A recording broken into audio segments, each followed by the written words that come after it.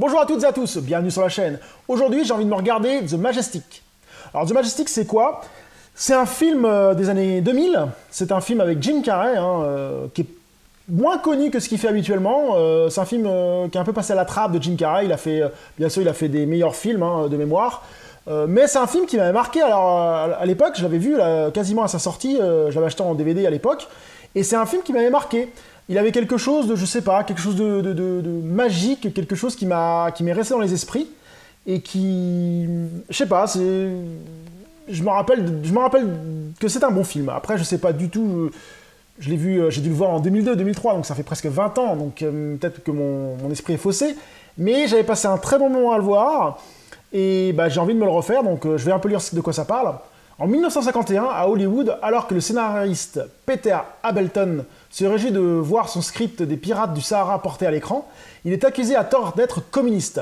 Ivre, il est victime d'un accident de voiture, il se réveille sur une plage proche de la bourgade de Lawson, sans aucun souvenir de sa vie passée. Harry Trimble, un habitant de Lawson, le voit et croit reconnaître son fils Luke, parti à la guerre quelques années plus tôt. Peter endosse innocemment cette nouvelle identité qui s'offre à lui. Il s'investit alors dans la restauration d'un petit cinéma de quartier, le Majestic, et renoue avec la fiancée et l'entourage de Luke. Cette comédie nostalgique sur le cinéma de l'âge d'or hollywoodien montre une nouvelle fois le talent de Jim Carrey grandiose dans son rôle d'amnésique. Donc réalisateur de l'univers, Élisée Vadé aussi je crois. Donc très bon réalisateur. Après, de mémoire, c'est pas un film qui vaut la Ligne Verte ni les évadés, hein. C'est des films qui sont au-dessus quand même. Mais ça reste un très bon divertissement et bah, je vais me le refaire. Et je vais vous dire si mes souvenirs sont toujours exacts. Donc je viens de finir The Majestic. Très bon film, un bon film, hein. Faut être honnête, hein, c'est un film qui est très intéressant.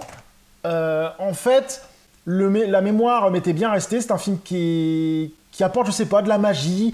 On a tout un pôle de l'âge d'or du cinéma, comme ils disent, l'âge d'or des années 50, mais c'est plutôt l'âge d'or d'après-guerre pour moi, où il fait bon vivre.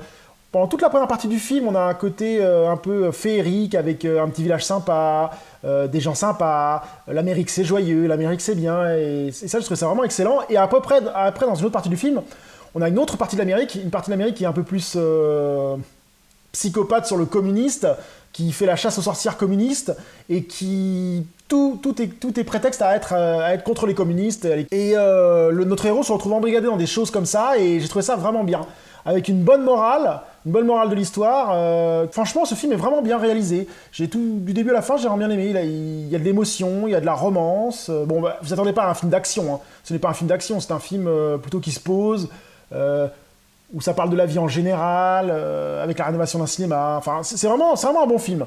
Après, beaucoup de monde y verront une propagande américaine sur oui, l'Amérique c'est les meilleurs, l'Amérique c'est ce qu'il y a de mieux et tout. Mais moi, j'ai pas vu ça de cette façon-là. J'ai regardé après mon visionnage un peu les critiques sur Internet.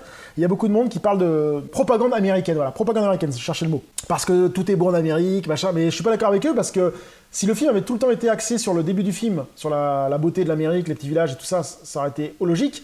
Mais on voit bien qu'à un moment, le film bascule dans le côté chasse aux sorcières communiste, la connerie humaine, la connerie américaine.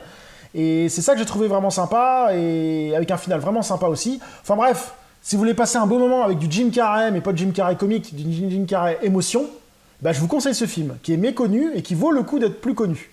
Donc je sais pas s'il est sur les forums de streaming ou autre, parce que c'est un film qui est pas courant en fait, je pense. Même en DVD, vous voyez, c'est vraiment les premiers DVD, les premiers DVD, donc c'était, pour ceux qui ne savent pas, les premiers DVD c'était comme ça s'ouvrait comme ça, donc ça prouve que c'est les premiers DVD sortis en 2000, donc je suis même pas sûr qu'il ait été réédité en Blu-ray ni en DVD plus, vous savez, plus boîtier cristal. De toute façon, c'est un film, je pense que beaucoup de monde sont passés à côté, et je pense qu'il vaut le détour. Après, l'image est correcte, hein, donc n'hésitez pas, si vous le voyez en DVD un jour, prenez-le. Moi je l'ai vu qu'une seule fois, je collectionne les DVD depuis... je dirais 2008, maintenant, avec 2005, depuis que c'est devenu abordable. Donc depuis 2005, je l'ai vu qu'une seule fois. Hein. Donc ça va être assez chaud à trouver. Bon, sur Internet, maintenant, on peut le trouver. À l'époque, j'allais dans les caches chercher les DVD. Mais maintenant, on peut le trouver sur Internet assez facilement. Donc si vous le voyez, avec Jim Carrey, n'hésitez pas. Peut-être qu'il est même sorti en Blu-ray. Hein, ça serait idéal pour vous si vous le trouvez. Sur ce, je vous dis à très bientôt sur la chaîne. Salut!